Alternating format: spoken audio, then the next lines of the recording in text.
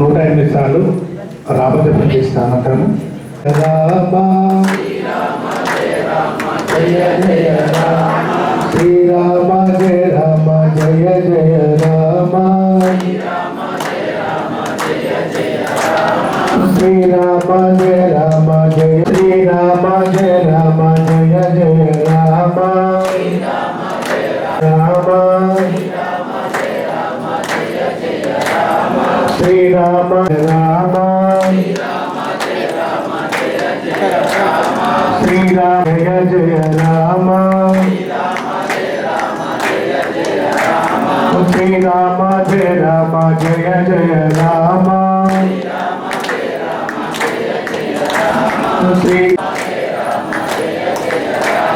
శ్రీరామ జయ రామ జయ జయ రామ జయ రామ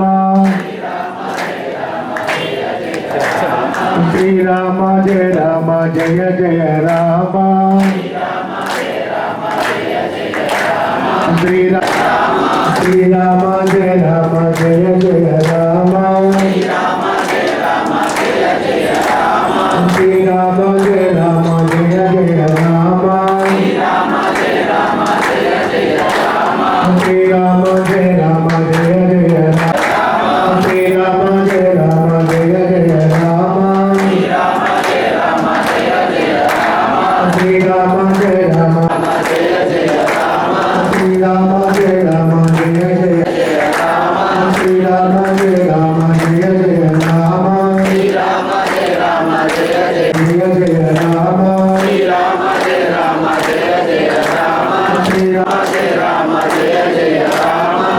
శ్రీరామ జయ రామ జయ జయ రామ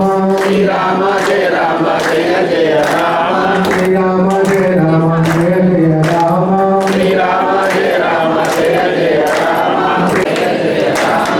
శ్రీరామ జయ రామ జయ జయ రామ జయ జయ రామ శ్రీరామ జయ రామ జయ జయ రామ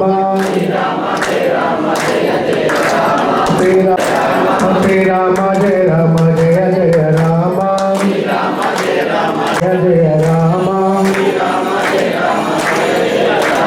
శ్రీరామ జయ రామ జయ జయ శ్రీరామ జయ రామ జయ జయ రామ శ్రీరామ జయ రామ జయ జయ రామ శ్రీరామ జయ రామ జయ జయ రామ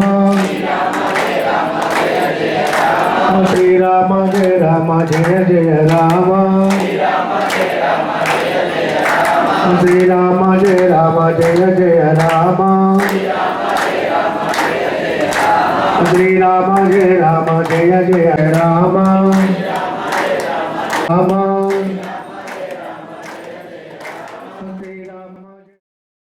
జై శ్రీరామ్ స్వామి. ఏదైతే దేశవ్యాప్తంగా ప్రపంచవ్యాప్తంగా రామజన్మభూమి అయోధ్య లోపల రామజన్మభూమి మందిర శంకుస్థాపన గురించి జరిగింది. ఆల్రెడీ గత 500 సంవత్సరాల నుంచి జరుగుతున్న ప్రక్రియ లోపల ఈ నెల 22వ తారీఖున విగ్రహ ప్రతిష్ఠ కార్యక్రమం లోపల జరిగే భాగంగా అక్కడి నుంచి ప్రతి ఇంటిలో ప్రతి వాకిల్లో కూడా అయోధ్య నుంచి వచ్చిన అక్షింతలు సమర్పించాలనే ఉద్దేశంతో చేపట్టిన కార్యక్రమం ఈరోజు చాలా బాగా జరిగింది. ఉత్సాహం కార్యకర్తలు మేడం శ్రావణి గారు అండ్ వారు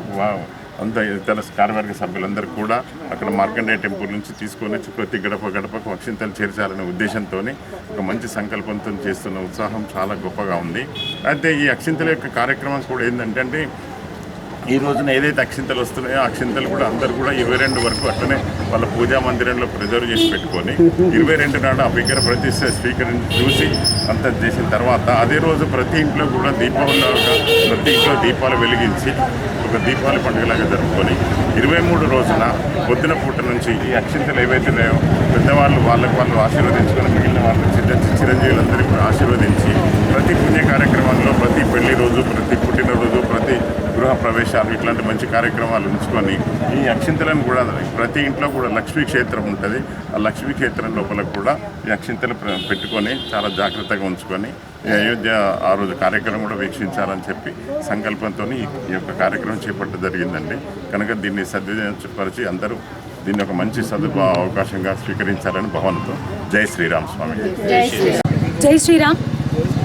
దేశవ్యాప్తంగా ఉన్నటువంటి హిందువులు మాత్రమే కాకుండా ప్రపంచంలో నలుమూలలా ఉన్నటువంటి హిందువులు 500 సంవత్సరాల కళ 500 సంవత్సరాల నుంచి ఆ రామ జన్మభూమిలో ఆ శ్రీరాముల వారు సీతామాత లక్ష్మణస్వామి వారి పరివారం అంతటితో కలిసి కొలువు తీరాలని ప్రతి ఒక్క హిందువు కలలు కంటానే ఉన్నాడు. మరి ఆ హిందువు కళ నిజమయ్యే సమయం వచ్చింది, ఆసన్నమైంది. జనవరి 22న సీతారామచంద్రస్వామి వారి పరివారం అంతటితో కలిసి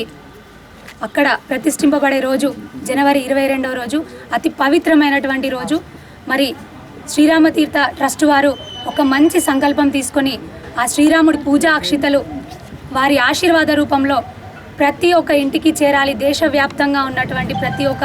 ఇంటికి చేరాలి వారి దివ్యాశిస్సులు అని భావించి సంకల్పం చేసుకొని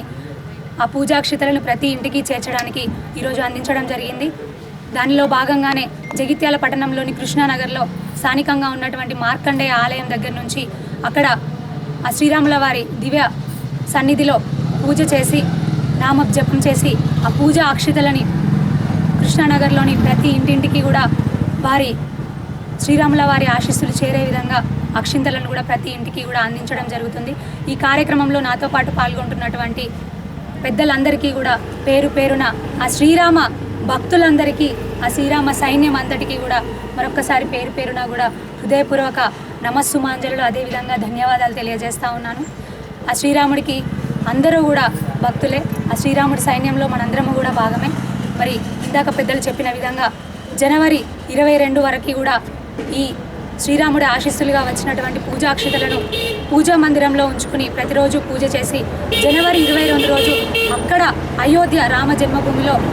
సీతారామచంద్రుల వారు పట్టాభిషక్తులై ఆసనం మీద